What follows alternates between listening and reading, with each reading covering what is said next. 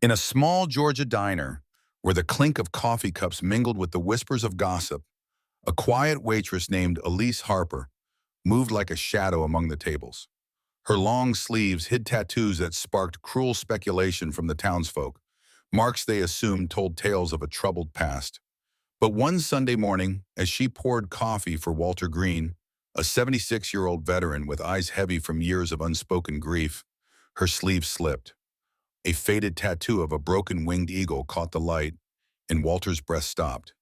It was the same symbol his nephew David had carried, a mark of a unit lost to time and war. "That's impossible," he whispered, his voice trembling with the weight of memory.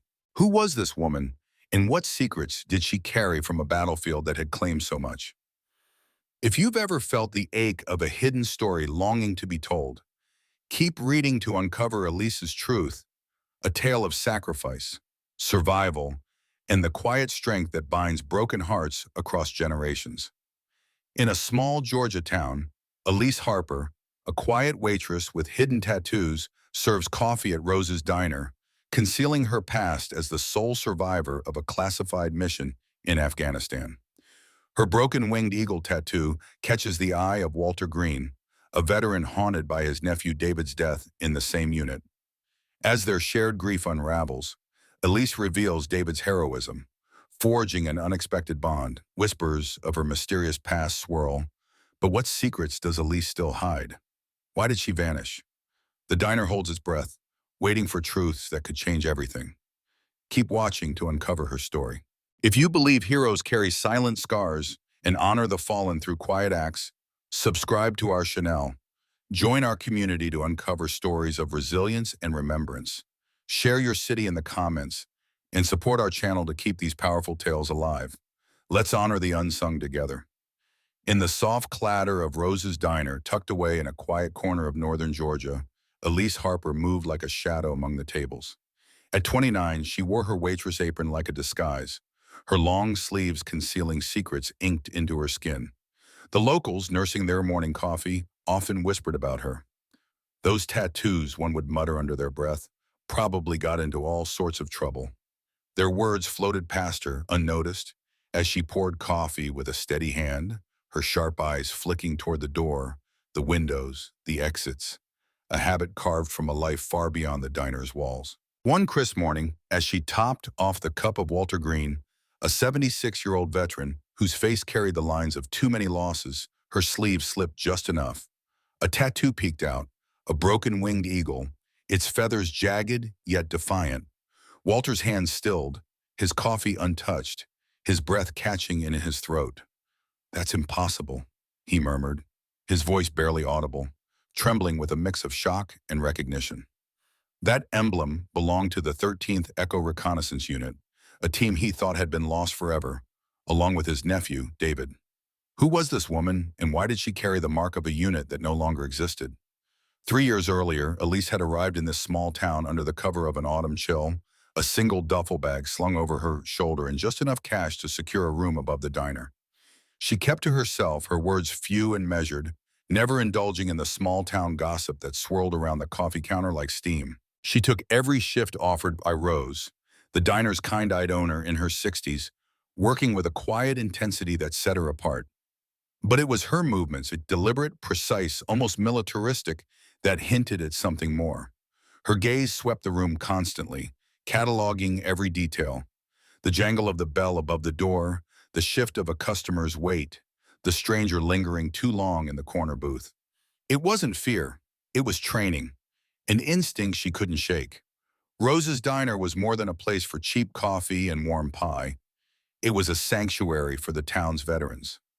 Men who'd fought in wars spanning decades gathered there each morning, drawn by the comfort of shared silences and stories only they understood. Walter Green was their unspoken leader, a former logistics coordinator who'd served in Afghanistan, his memories tinged with the ache of losing his nephew, David, a soldier in the elite 13th Echo Reconnaissance Unit, killed in action 12 years prior. The grief was a quiet companion, surfacing when Walter sat alone, staring into his coffee as if it held answers. Elise seemed to notice. On those mornings when his eyes grew distant, she'd place a slice of apple pie before him, her voice gentle but firm. "On the house today, sir," she'd say, slipping away before he could respond. Something in her presence stirred Walter's memories of David. Not in her features, but in the quiet resilience she carried, the way she seemed to understand loss without needing it spoken. It was a dignity born of pain, a strength that didn't boast. The younger crowd in town wasn't as kind. A group of 20-somethings lounging at the counter with their careless laughter often aimed their words at Elise. "Check out all that ink," one would say, loud enough to carry. "Bet she was in bar fights, not baking pies." Another would chime in, smirking. "Wonder what kind of trouble she got into before washing up here." Elise never reacted, her face a mask of calm as she cleared tables and refilled cups with mechanical precision. But each night, in the solitude of her small room above the diner, she'd sit on her narrow bed, her fingers tracing the edges of a faded military ID and a letter marked MIA confirmed. The name on both was Staff Sergeant Elise Harper, 13th Echo Reconnaissance Unit, presumed lost in a covert mission in Afghanistan's Kunar province. She was a survivor, the only one from her team. Private Martinez, Sergeant Wong, Corporal Jackson, all gone. The guilt of outliving them was heavier than any burden she'd carried through the mountains. The broken winged eagle tattooed on her arm wasn't just a mark, it was a tribute to her fallen comrades, a reminder of the life she'd left behind. She'd chosen this town, this diner, this quiet existence to become invisible, to escape a world that believed her dead, carrying her survival like a wound that never healed. In the heart of a small Georgia town, Rose's Diner was a haven of warmth and routine, where the scent of fresh coffee and sizzling bacon wove through the air. Elise Harper, a 29-year-old waitress, navigated the crowded tables with a quiet elegance, her movements deliberate, as if each step was measured against an unseen threat. Beneath her long sleeves hid a secret, a tattoo of a broken winged eagle clutching an M4 rifle, its ink faded but heavy with meaning. It was more than art. It was a covenant, a silent oath to honor 8 soldiers of the 13th Echo Reconnaissance Unit, comrades who would never return to their families. Elise, the unit's last survivor, carried their memory alone, a burden etched into her skin and soul. At the corner table, Walter Green, a 76-year-old veteran with eyes that held decades of sorrow, sat with his friends Tom and Frank, both hardened by their time in Iraq. Their laughter filled the air, a familiar dance of jests that masked the scars they all carried. "Walter, you're eyeing that waitress again," Tom said, his grin mischievous. "You sweet on her or just getting soft in your old age?" Walter snorted, waving a dismissive hand. "Don't be foolish.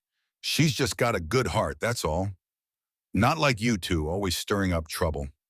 The 3 men chuckled, their bond a tapestry woven from shared battles and unspoken grief. Frank tilted his chair back, the wood creaking under his weight. "She's not like the others around here. Quiet, watchful. Moves like she's sizing up the room.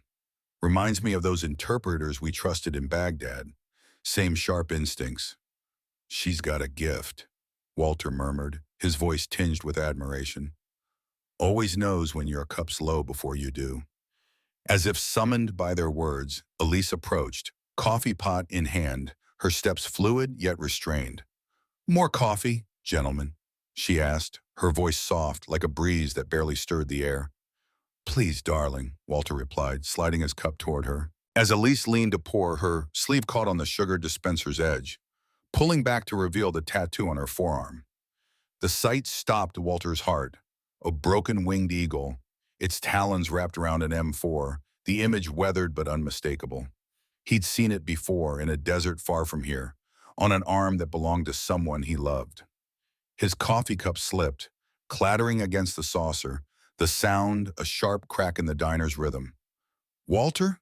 Tom's voice was thick with worry. "You okay, buddy?" But Walter was lost, his hands shaking, his eyes fixed on a symbol that shouldn't exist, a relic of a past that haunted him. Elise yanked her sleeve down, but the damage was done. She saw the recognition in Walter's wonders, the raw shock that could only come from someone who understood the tattoo's weight. "I'm sorry," she whispered, her hands unsteady as she set the coffee pot down. "I should get back to work." "Wait," Walter croaked, his voice barely a thread, woven with grief and disbelief. Please wait. The diner seemed to pause, its chatter fading as patrons sensed the gravity of the moment. Walter's trembling fingers fumbled for his wallet, pulling out a photograph worn thin by time. The image showed a young soldier, his grin defiant against the Afghan sun, the same tattoo vivid on his arm. "This is my nephew," Walter said, his voice breaking. "David Green. He served with the 13th Echo Reconnaissance Unit. They told me his whole unit was lost. No survivors, no bodies." Elise's eyes fixed on the photograph, and her carefully constructed walls crumbled. Tears streamed down her face as she sank into the empty chair, her fingers trembling as they traced David's image. "David," she whispered, her voice a fragile echo of loss. "He saved my life. Twice." The diner fell silent, the clink of silverware and hum of voices replaced by a heavy stillness. Tom and Frank exchanged stunned glances, their minds grappling with the revelation. "You were there?" Walter asked, leaning closer, his eyes pleading for answers. "You were with him?" Elise nodded, her throat constricted by memories she'd locked away for 3 years. When she spoke, her voice was a whisper, raw with the pain of survival. "I was with him," she said, and the words unlocked a flood of grief and gratitude she'd carried alone. Elise Harper, a 29-year-old waitress at Rose's Diner in northern Georgia, moved through her shifts with a quiet efficiency that masked the weight of her past. Beneath her apron, hidden from the world, was a tattoo of a broken-winged eagle, a mark of her time as the sole survivor of the 13th Echo Reconnaissance Unit. The ink was more than art. It was a scar, a reminder of the comrades she'd lost and the life she wasn't supposed to have. At the diner, she served coffee and pie, her smile practiced but distant, her thoughts often drifting to a war zone most couldn't fathom. Walter Green, 76, sat at the counter most mornings, a familiar face among the diner's regulars. A retired logistics coordinator and Vietnam-era veteran, he carried his own burdens. Chief among them, the loss of his nephew, David Green, a soldier in the same unit that Elise had served with. Walter's weathered hands and sharp eyes hit a heart still raw from grief, his questions about David's final moments unanswered for 12 long years. He often sat with Tom and Frank, fellow veterans who'd served in Iraq, their conversations a mix of camaraderie and quiet reflection on wars fought and friends lost. Rose, the diner's owner, was a woman in her 60s whose warmth anchored the place. For 3 decades, she'd watched people come and go, their stories unfolding over plates of eggs and cups of coffee. She'd taken a shine to Elise, sensing the younger woman's unspoken pain, but never prying. Then there was Jake, a brash young local who'd sometimes toss careless jabs at Elise, unaware of the strength behind her quiet demeanor. Over time, he'd come to see her differently, his mockery giving way to respect, eventually leading him to enlist in the National Guard. One morning, as Elise refilled Walter's coffee, the sleeve of her uniform slipped, revealing the edge of her tattoo. Walter froze, his eyes locking onto the faded ink. He knew that emblem, the broken-winged eagle of the 13th Echo. His voice trembled as he asked, "Where'd you get that?" Elise's breath caught, her heart racing. She hadn't spoken of her past in years, but something in Walter's body gaze, grief, recognition, longing, pulled the truth from her. In a whisper, she said, "I'm the only one who made it out." Walter's face paled. "The only one?" His voice was barely audible, thick with emotion. Elise nodded, her eyes glistening with guilt and sorrow. "I'm supposed to be dead too. Officially I am, but David, he gave me a chance to escape. He got me to the extraction point, and he didn't make it." Her words cracked, each one heavy with the weight of survival. Walter's hands shook as he set down his mug, tears welling in his eyes. For over a decade, he'd been haunted by questions about his nephew's final days. Whether David had suffered, whether he'd been afraid, whether he had known how deeply he was loved. Elise's voice steadied as she continued, sensing Walter's need to hear more. "He talked about you, you know. In the quiet moments, when we were on watch, he'd tell us stories. How you taught him to fish when he was a kid, how you showed him to change a tire, how you helped him understand what it meant to be a man. He kept your picture tucked inside his helmet." Walter pressed his hands to his face, his shoulders trembling as the dam of his grief broke. The memories he'd buried for years flooded back. David's lopsided grin as he reeled in his first fish, his stubborn determination to master a tire iron, his quiet pride in carrying his uncle's lessons into manhood. Tom and Frank, seated nearby, watched in reverent silence. They'd heard Walter speak of David before, but this was different, a sacred moment unfolding before them. Two strangers, bound by the same loss, had found each other in a small diner, their shared love for a fallen soldier knitting their wounds together. The air felt heavy, charged with the weight of 12 years of unspoken pain. Rose, wiping down a nearby table, paused to take in the scene. She'd seen countless stories play out in her diner, but this one carried a raw, unspoken holiness that left even her, a veteran of human drama, quietly moved. Rose approached softly, her voice gentle. "Elise, honey, why don't you take your break? I'll cover your tables." Elise nodded, dabbing her eyes with a napkin, grateful for the older woman's kindness. Walter glanced at Tom and Frank, his voice low but firm. "Could you guys give us a minute?" Without hesitation, Tom stood, clapping a hand on Walter's shoulder. "Of course," he said. Frank followed, pausing to offer a supportive nod. "We'll be at the counter if you need us," he added, and the two men moved away, leaving Walter and Elise alone. Walter leaned forward, his eyes searching Elise's. "Tell me about him," he said, his voice a mix of urgency and tenderness. "Please, tell me about David's last days." Elise took a deep breath, steadying herself. For 3 years, she'd carried these memories in silence, their weight a private burden. Now, sitting across from someone who loved David as fiercely as she had, she felt a flicker of relief. She began to speak, her voice finding a rhythm as she wove the story of the 13th Echo Reconnaissance Unit. "We were a specialized team," she said, "sent into Kunar province to track down a cache of stolen American weapons in Taliban hands. It was supposed to be quick. Get in, neutralize the threat, get out. But things went wrong fast." Walter listened, his hands clasped tightly on the table, hanging on her every word. "David was our comms specialist, but he was more than that. He was our glue. When our extraction got compromised, we were pinned down for 6 days. David rationed his water to keep the wounded hydrated. He never complained, never let us see his fear, even when we all knew." She faltered, the memories sharp as shrapnel. Walter finished for her, his voice barely a whisper. "Even when you knew you might not make it home." Elise nodded, her throat tight. "He talked about you during those long nights.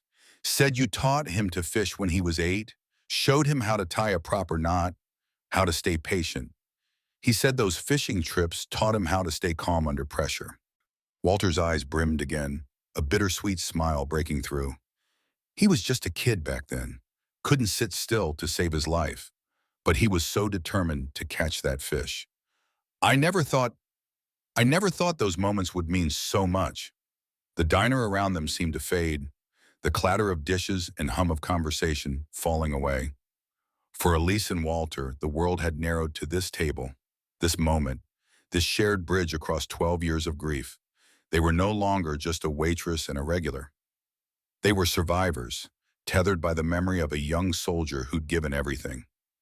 David's sacrifice had shaped them both, and in this unexpected meeting, they found a fragile solace, a chance to honor him by sharing the weight of his loss.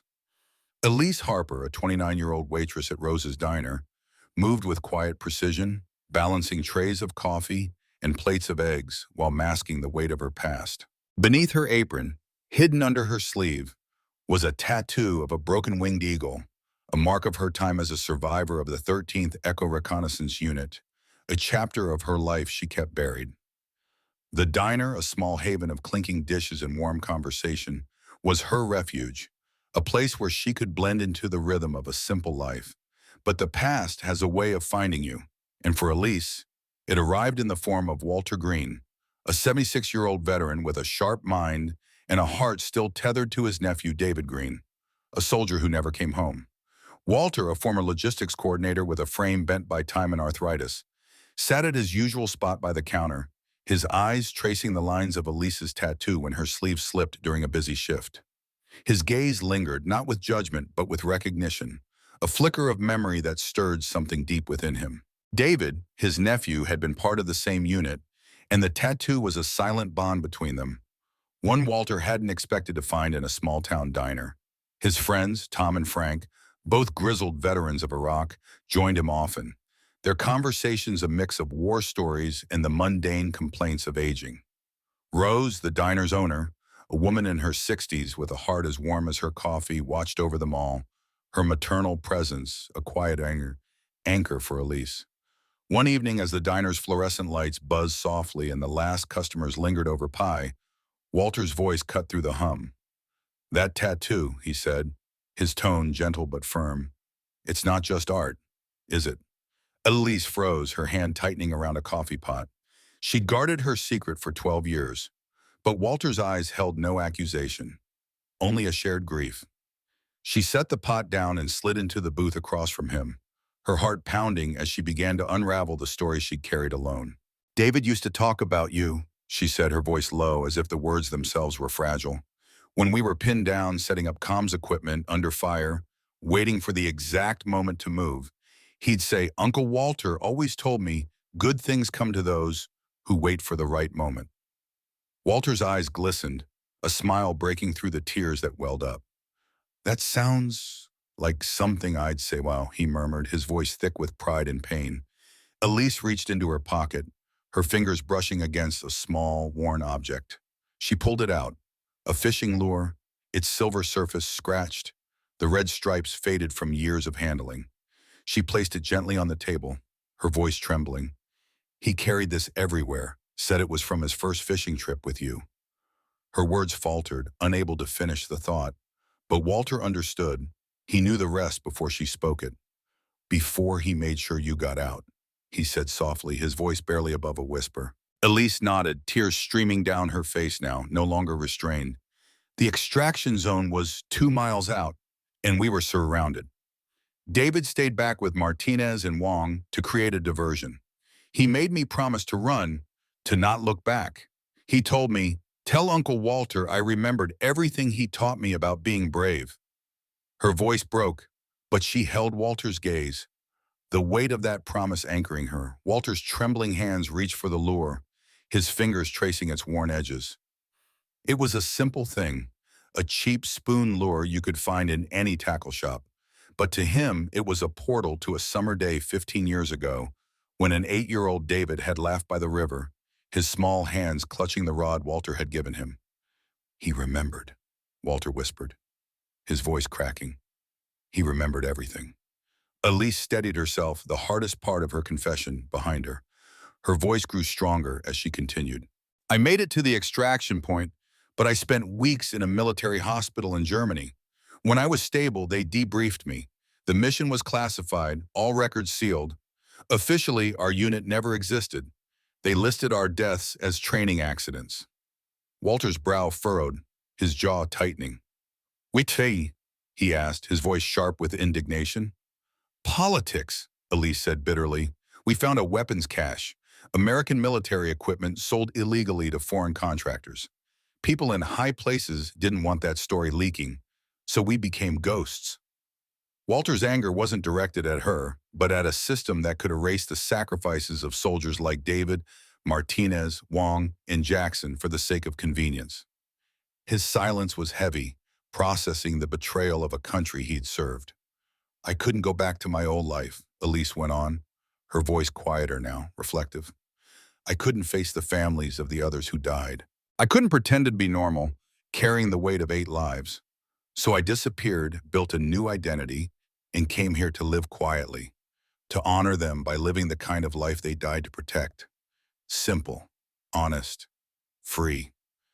Her words hung in the air, a testament to her resilience and her guilt.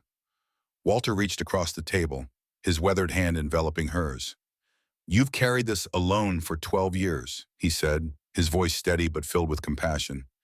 "You don't have to anymore. David saved you for a reason. Maybe it was so you could sit here, at this table, and tell me my nephew died a hero." He stood slowly, his arthritis making the movement laborious. And then, to Elise's surprise, he raised his hand in a formal salute. "Thank you for bringing him home to me," he said, his voice thick with emotion. "Thank you for carrying his memory." The diner fell silent, the gesture catching the attention of the other patrons. Tom and Frank, At this counter stood first, their own salutes crisp despite their age.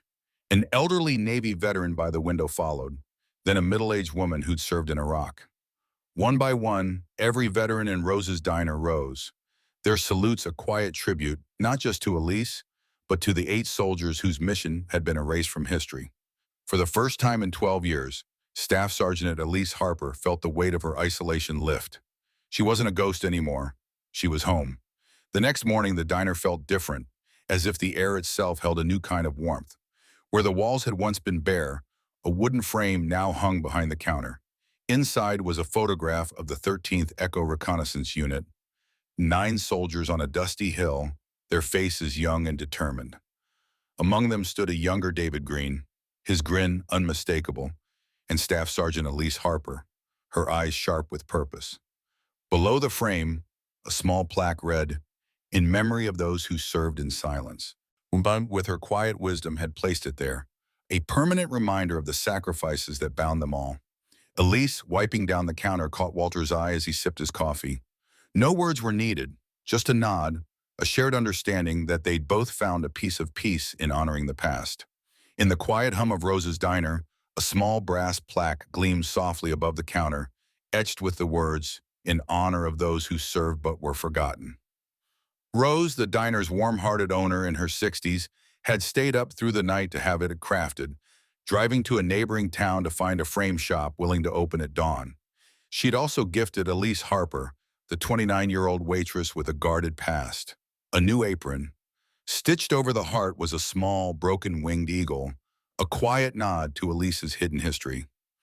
"Every hero needs their colors," Rose had said with a gentle smile, her voice carrying the weight of unspoken understanding. Word of Elise's story had spread like wildfire through the small Georgia town, where secrets rarely stayed secrets. But this wasn't the usual chatter of gossip.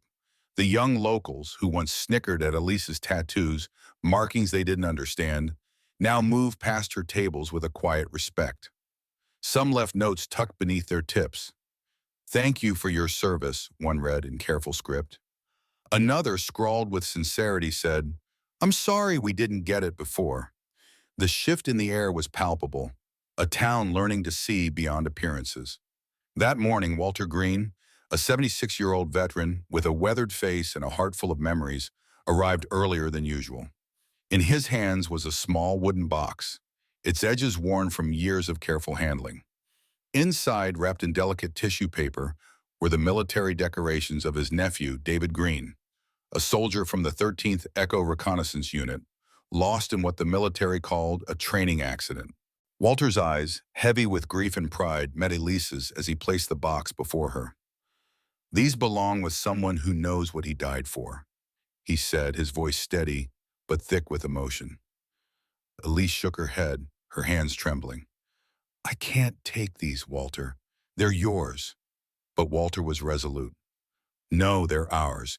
David would want us to carry his memory together."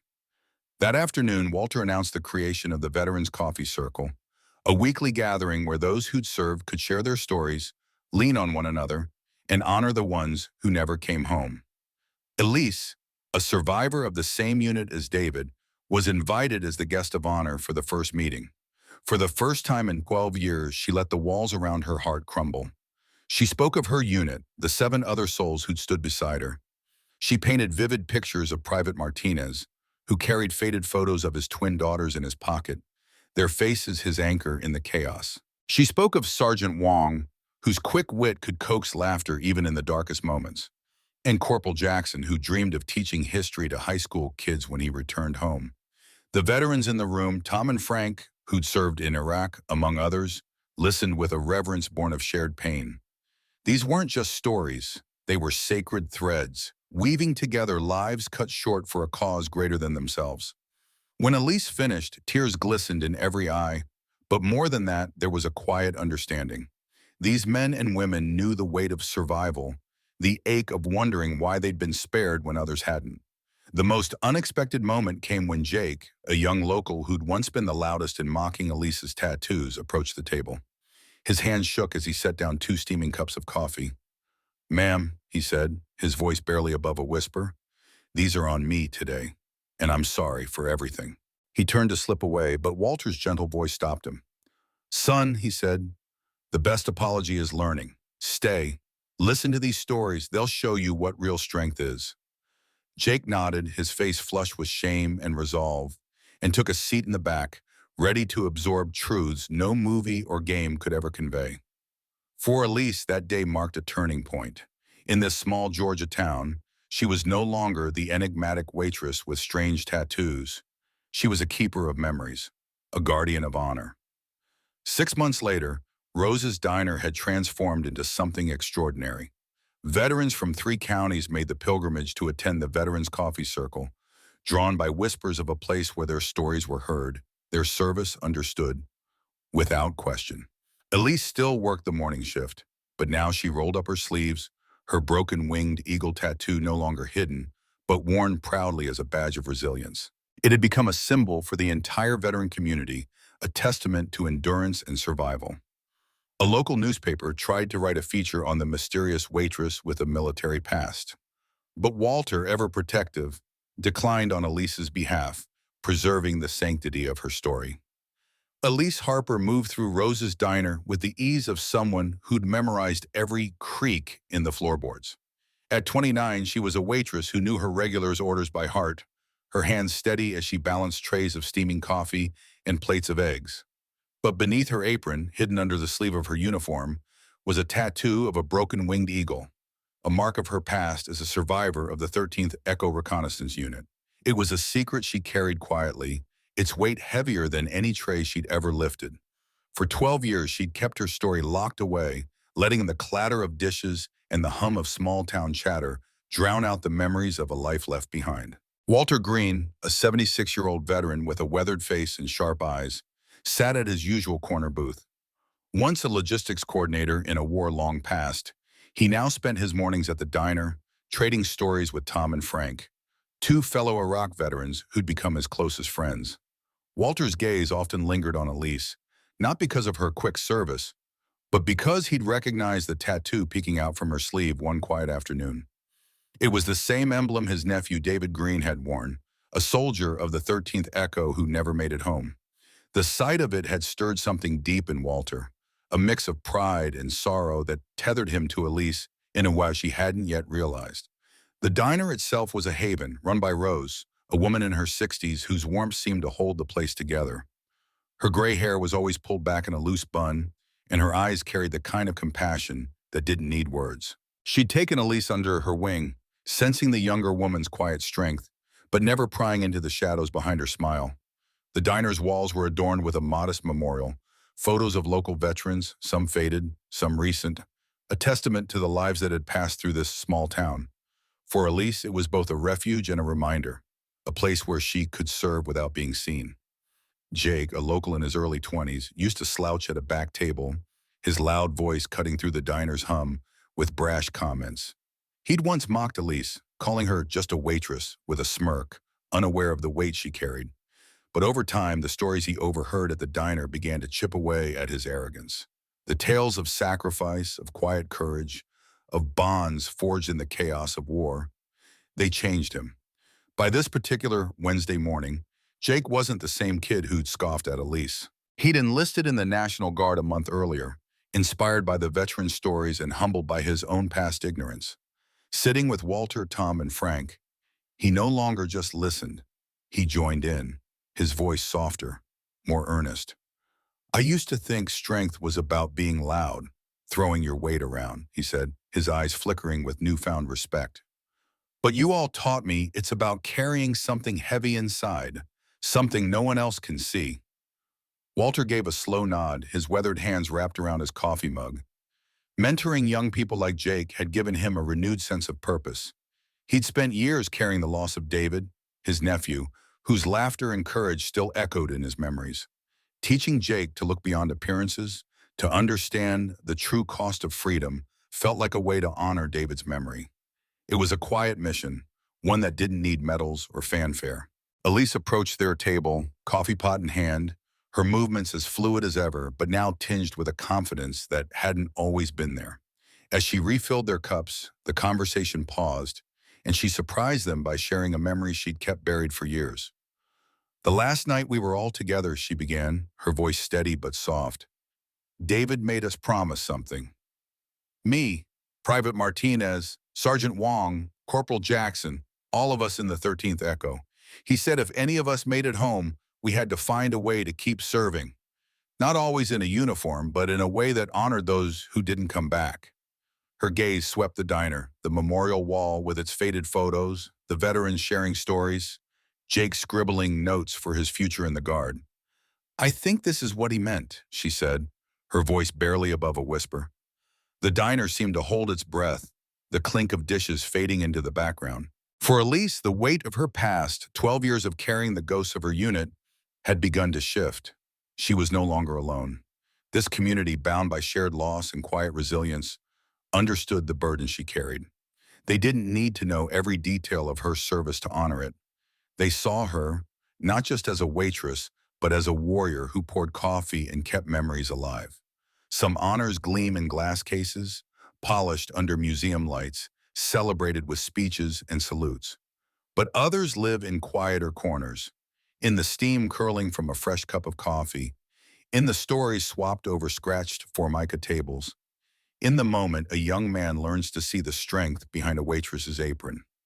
Elise had carried her scars in silence for over a decade, but now she bore them as part of a community that shared the weight, that remembered the fallen, not with grand gestures, but with the simple act of showing up, day after day. True heroism doesn't always shine in the spotlight. Sometimes it's found in the steady pour of a coffee pot, in the listening ear that keeps a story alive, in the small daily acts that keep the flame of memory burning, one conversation at a time.